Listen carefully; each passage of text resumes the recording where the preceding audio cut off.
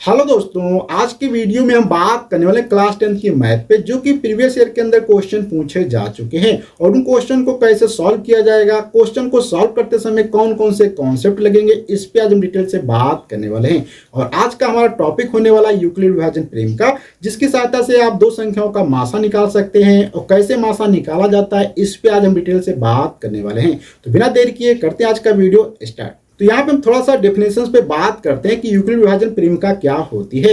तो इसके अनुसार प्रत्येक धनात्मक पूर्णांक कोई भी प्राकृतिक संख्या a को किसी अन्य धनात्मक पूर्णांक b से इस प्रकार विभाजित किया जाता है कि शेषफल r प्राप्त होता है, जहां पे r का मान हमेशा 0 से बड़ा या बराबर होगा लेकिन b से छोटा होता है। यहाँ पे थोड़ा सा इसको हम डिफाइन करके आपको दिखाते हैं कि क्या कहने का मतलब है। तो जैसे कि मान लो हमारे पास दो संख्याएं हैं, जैसे कि मान लो एक संख्या हमारे पास 3 है और दूसरी संख्या हमारे पास मान लो 9 है।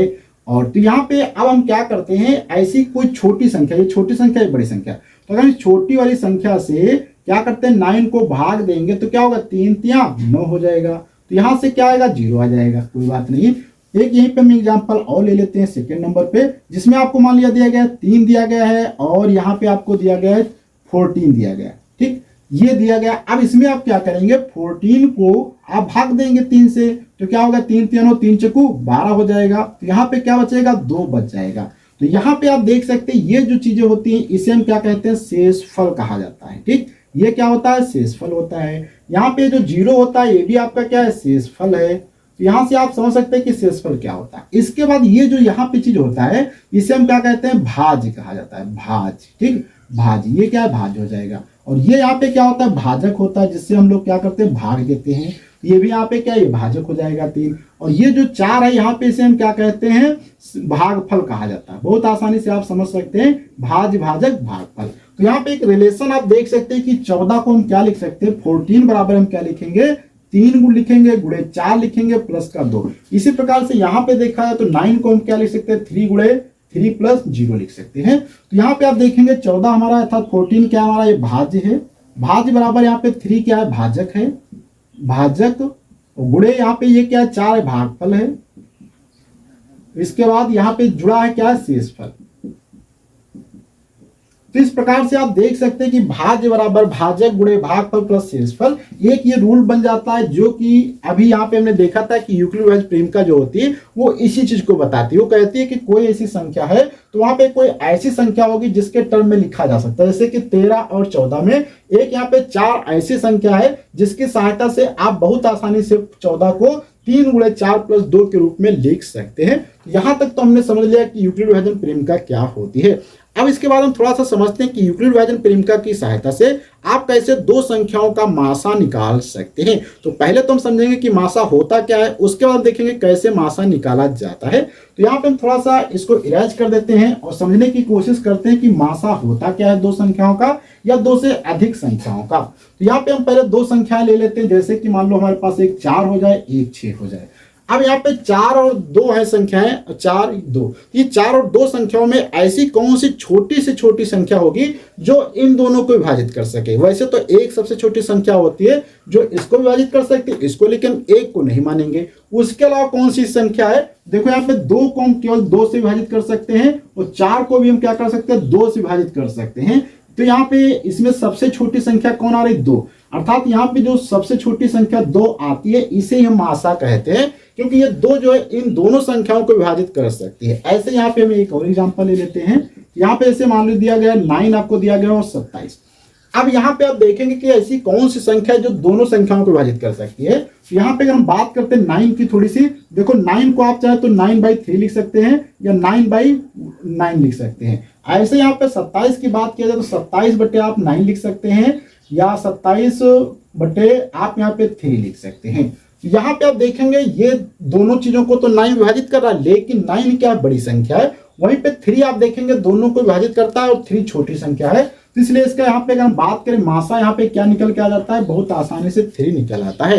कहने का मतलब ये होता है कि ऐसी कोई भी संख्या है, 2 या 2 से अधिक, उन संख्याओं को ऐसी कोई संख्या विभाजित करे जो कि सबसे छोटी हो और दोनों संख्याओं को विभाजित कर सके, मासा कहलाती है। जैसे कि यहाँ पे देखो 2 और 4 को 2 विभाजित कर सकता है, 9 27 को 3 विभाजित कर सकता है। तो इसलिए यहाँ पे मासा क्या हो जाएगा, 3 हो जाएगा। अब हम यहाँ पे थोड़ा सा समझते हैं कि कैसे दो संख्याओं का मासा निकाला जाता है यूक्लिड विभाजन प्रेमिका का यूज करके। जैसे कि यहाँ पे जो एग्जांपल था हमारा 2 और 4, अब इनका मासा हमें मालूम है कि 2 है, तो इसमें करना क्या होता है, सबसे छोटी संख्या आगे लिखो, बड़ी संख्या पीछे लिखो, 2 दूनी क्या हो जाएगा 4 हो जाएगा, तो यहाँ पे शेषफल 0 आ जाएगा। और जब शेषफल आपका 0 हो जाएगा तभी उस समय क्या होता है, मासा आ जाता है, और मासा ये कहलाता है भाजक टर्म। इसके बाद अगर यहाँ पे बात करें 9 और 27 में, 9 और यहाँ पे 27 हमने लिख दिया। अब इसका मासा हमें ज्ञात करना है, तो यहाँ पे मासा आप कैसे ज्ञात करेंगे, देखो बहुत आसान तरीका है। तो यहाँ पे आप क्या करेंगे, 9 तिया 27 हो जाएगा, तो यहाँ पे इसका मासा जो निकल के आ जाएगा 9, जैसे क्या करेंगे 9 और 27, तो यहाँ पे 9 तिया क्या हो जाएगा 27 हो जाएगा। तो यहाँ पे देखो 0 आता है, इसलिए इसका मासा क्या है, यहाँ पे 9 आ सकता, लेकिन यहाँ पे अभी आप देख सकते हैं कि 9 से भी छोटी संख्या हो सकती कोई, तो वो क्या करना है उसका, तो इसलिए यहाँ पे अब हम यहाँ पे एक एग्जाम्पल लेते हैं, उसकी सहायता से समझते हैं कि कैसे आप 2 या 2 से अधिक संख्याओं का मासा निकाल सकते हैं। जैसे कि यहाँ पे आप देख सकते हैं 16 56 दिया गया है और 40 25 का आपको मासा निकालना है यूक्लिड विभाजन प्रेमिका द्वारा। वैसे तो मासा आप 2 तरीके से निकाल सकते हैं, एक तो होता है गुणनखंड विधि से, एक होता है यूक्लिड विभाजन। लेकिन आपके एग्जाम में अगर यूक्लिड विभाजन पूछता है तो आपको यूक्लिड विभाजन ही यूज करना होगा। यहाँ पे देखो ये क्वेश्चन दिया गया है कि संख्या 16 56 और 40 25 का क्या मासा होगा। तो इसमें सबसे पहले आपको क्या बड़ी संख्या डिसाइड करनी पड़ेगी। तो यहाँ पे आप देखेंगे बड़ी संख्या हमारी जो होती है क्या, 40 और 25 बड़ी संख्या है, और छोटी संख्या हमारी कौन सी है, 16 56 ये। अब इसमें मासा बहुत आसानी से निकाला जाता है, देखो कैसे निकालते हैं। तो यहाँ पे आपको पहले लिखना होगा 16 56 इस प्रकार से, मैं एक ही बार में लिखता चला जाऊंगा। तो यहाँ से हम शुरुआत करते हैं 16 और 56 को इस प्रकार से करना, फिर 40 और 25 को यहाँ पे लिख देना है। अब यहाँ पे अगर हम भाग देते हैं तो इसको अगर हम 2 से भाग दें, 2 बार इसमें मल्टीप्लाई करें तो क्या हो, 6 दूनी 12 हो जाएगा। इसके बाद 5 दूनी 10 से 11 हो जाएगा। इसके बाद यहाँ पे क्या हो जाएगा, 6 दूनी 12 1 13 हो जाएगा, 2 1 कम 2 1 3 हो जाएगा। तो यहाँ से आप देख सकते हैं कितना है, 33 12 आ जाता है। ये सिंपल तरीका होता है भाग देने का, जो कि आप भाग देते हैं। यहाँ पे बस थोड़ी सी बड़ी संख्या थी, तो एक कम में क्या होगा, बहुत कम रहेगा, 3 बार में 4000 से ऊपर हो जाएगा, इसलिए मैंने 2 बार में किया। अब यहाँ पे घटाएंगे तो यहाँ पे क्या बचेगा, 3 बचेगा, यहाँ पे आपका 1 बचेगा, यहाँ पे 1 बचने के बाद यहाँ पे आएंगे तो यहाँ पे बचेगा आपका 7, क्योंकि 4 1 इधर जाएगा, 10 हो जाएगा, 10 में से 3 घटेगा 7 बचेगा, और 3 में से 3 जाएगा 0। अब यहाँ पे आ जाएंगे, लेकिन यहाँ पे अभी आप देख सकते हैं मासा अभी यहाँ पे नहीं आया, क्योंकि यहाँ पे शेषफल बच जाता है। तो इस कंडीशन में यहाँ पे अगर हम लिखना चाहें तो क्या होता है, 40 25 को हम लोग यहाँ पे क्या लिख सकते हैं, 16 56 गुणे 2 प्लस 713 ये हो जाएगा। और ये जब शेषफल यहाँ पे आपका 0 आ जाएगा उस समय आपका ये जो होता है यहाँ पे चीजें वही मासा कहलाएगा। तो इसको आप क्या करते हैं, पुनः भाग देते हैं। तो 16 56 को यहाँ पे लिखेंगे 16 56। अब 16 56 को जब इसे आप भाग देंगे तो इसको हम यहाँ पे देखो 7 है, 700 मान लो, तो 7 दूनी 14 हो जाएगा, 7 तिया 21, तो 2 बार में जाएगा तो क्या होगा, 2 तिया 6, 2 1 कम 2, और 7 दूनी 14, ये आ जाएगा 14 26। तो यहाँ से आप घटाएंगे तो क्या होगा, यहाँ पे 0 बचेगा, यहाँ पे आपका 3 बचेगा, यहाँ पे आपका 2 बचेगा, तो कितना बचेगा 230। लेकिन यहाँ पे अभी आप देख सकते हैं शेषफल 0 नहीं आया, तो यहाँ पे आप क्या करेंगे, 16 और 56 को आप क्या लिख सकते हैं, यहाँ पे लिख देते हैं इधर 16 और 56, 16 56 यहाँ पे क्या हो जाएगा, 713 गुणे 2 प्लस 230 ये हो जाएगा।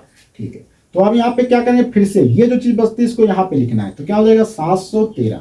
अब देखो 2 तिया 6 हो जाएगा, 2 दूनी 4 2 तिया 6, तो यहाँ से 3 बार में इसको हम क्या करते हैं, कट कर देते हैं। 3 बार में करने पे हमें क्या प्राप्त होगा, देखो 23, तो यहाँ पे क्या हो, 3 0 में 0, 3 तिया 9 हो जाएगा, और यहाँ पे 3 तिया 9, 3 तिया 9 और 3 दूनी 6, तो यहाँ पे क्या आ जाएगा 690। यहाँ से घटाएंगे 3 आ जाएगा, 11 में से 9 जाएगा, 2 बचेगा, तो यहाँ पे आ जाता 23। अभी यहाँ पे आप देख सकते हैं शेषफल 0 नहीं आया, तो आपको क्या करना पड़ेगा, 230 को भाग देना पड़ेगा। तो 230, 23 एक कम 23, 200 क्या हो जाएगा 30 हो जाएगा, और ये 0 इधर बढ़ जाएगा। यहाँ पे क्या है, आपका शेषफल 0 आ जाता है। अब यहाँ पे आप देखेंगे इस केस में भी 0 नहीं हुआ, क्योंकि यहाँ पे हम क्या करते हैं, 713 को हम क्या लिख सकते हैं, 230 गुणे 200 गुणे 3 यहाँ पे ये हो जाएगा, और प्लस का यहाँ पे 23 बचता था। अब इसके बाद यहाँ पे आप देखेंगे 230 को आप क्या लिख सकते हैं, 23 गुणे 10 प्लस 0। यहाँ पे आप देख रहे हैं कि लास्ट वाले टर्म में शेषफल 0 बचा है, और जब यहाँ पे शेषफल 0 बचे, आप सोच लो हमेशा इसका मासा जो ये वाला होगा। तो इस प्रकार से मासा की अगर हम बात करें तो यहाँ पे 16 56 गुणे 40 25 का जो हो जाएगा आपका मासा, वो मासा कितना आ जाएगा, यहाँ पे आपका आ जाता है 23। तो इस प्रकार से बहुत आसानी से इस क्वेश्चन को आप सॉल्व कर सकते हैं।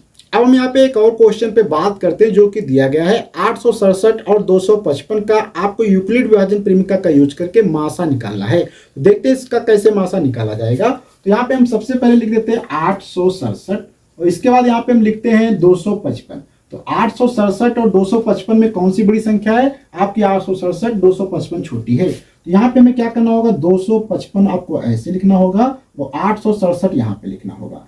अब यहाँ पे आप भाग देंगे 3 से, अगर 3 से इसमें मल्टीप्लाई करेंगे तो क्या होगा, 5 3 15 हो जाएगा, 5 3 15 1 16 हो जाएगा, 3 दूनी 6 1 7 हो जाएगा। तो यहाँ पे 2 बचेंगे 0 और यहाँ से 1 102 आ जाएगा। कहने का मतलब यहाँ पे 8 6 7 बराबर क्या हो जाएगा, 255 गुणे 3 प्लस के बाद क्या हो जाएगा 102, जो कि यहाँ पे मासा 0 नहीं है अर्थात शेषफल 0 नहीं आता, इसलिए यहाँ पे अभी हमें आगे और पद करने पड़ेंगे।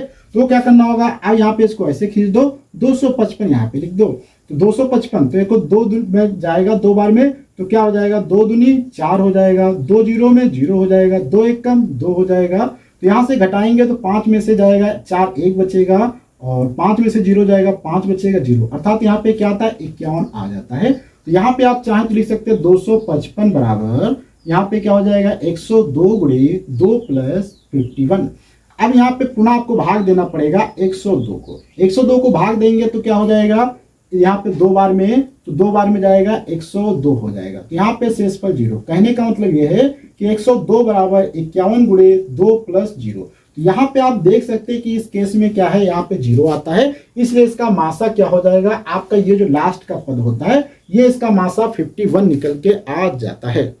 तो यहाँ पे आपको ध्यान तो देना होता है कि यहाँ पे सबसे पहले बड़ी संख्या सेलेक्ट कर लो, छोटी संख्या, बड़ी संख्या को भीतर लिखो, छोटी संख्या को बाहर, उससे भाग देना स्टार्ट करो। जब तक शेषफल 0 ना आए बस यही बार बार प्रोसेस करते चले जाना है। जब 0 आ जाएगा तो जो लास्ट में यहाँ पे बचाओ उसे मासा कहते हैं।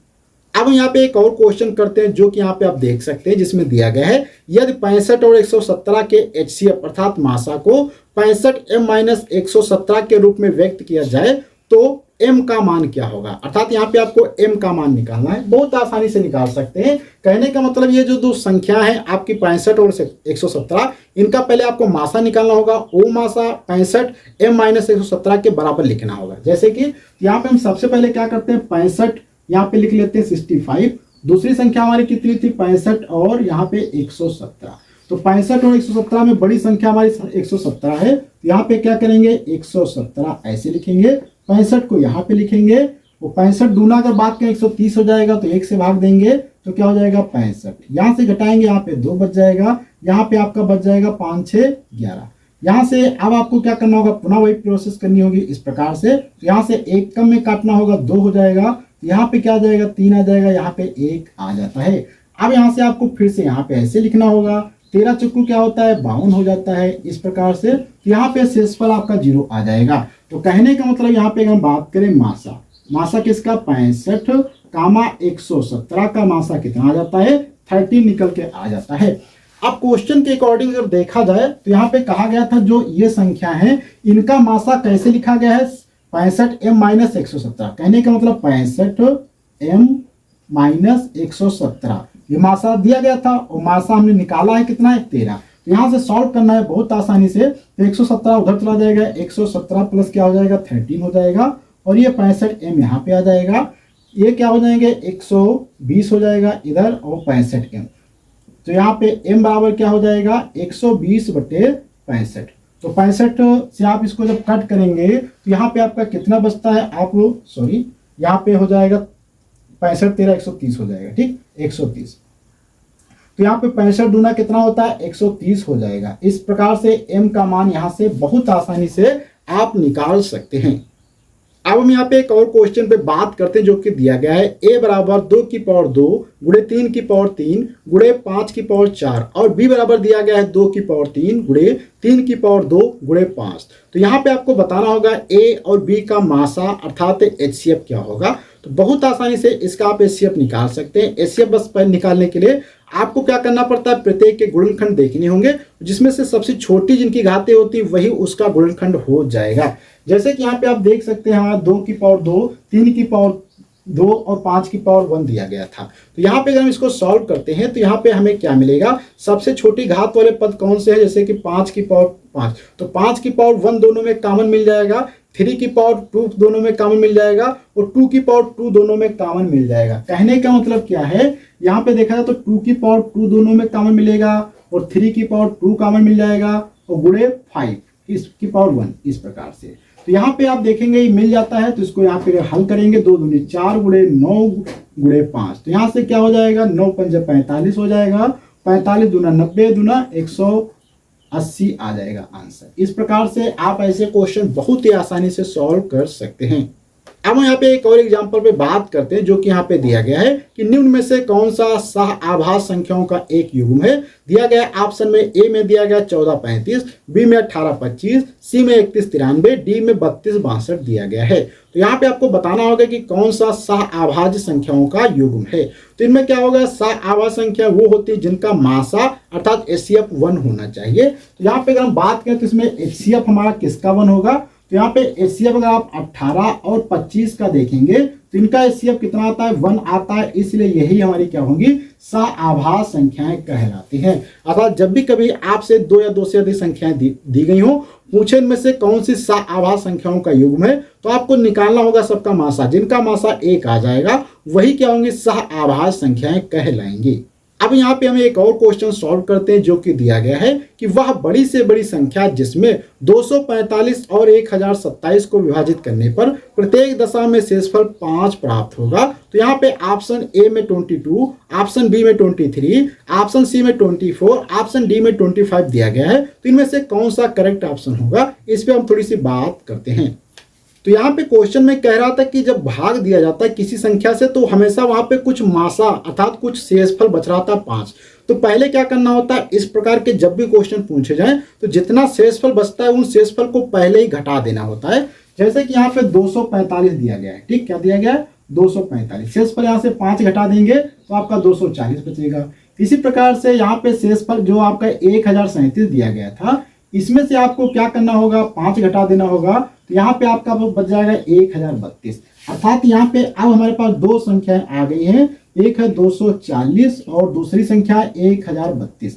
अब यहाँ पे इनका मासा आप निकाल लेंगे, वो जो संख्या होगी वही क्या है, इस क्वेश्चन का आंसर आएगा। तो जैसे मासा यहाँ पे अगर हम निकालने की बात करें, 240 इस प्रकार से 1032 ऐसे लिखेंगे, फिर यहाँ पे आप इसको डिवाइड करते चले जाएंगे, जैसे कि मैंने अभी बहुत सारे क्वेश्चन बताए थे वो सॉल्व करने पे। और इसका आंसर अगर हम बात कर दें, करेक्ट आंसर इसका जो आएगा 24 आएगा। और अगर किसी को सॉल्व करने में प्रॉब्लम आए तो आप कमेंट बॉक्स में कमेंट कर सकते हैं, मैं इस पर भी सेपरेट वीडियो बना दूंगा। तो आज की वीडियो हम लोग इतना रखते हैं, अगले वीडियो मिलेंगे कुछ नई जानकारी के साथ में, जब तक के लिए धन्यवाद।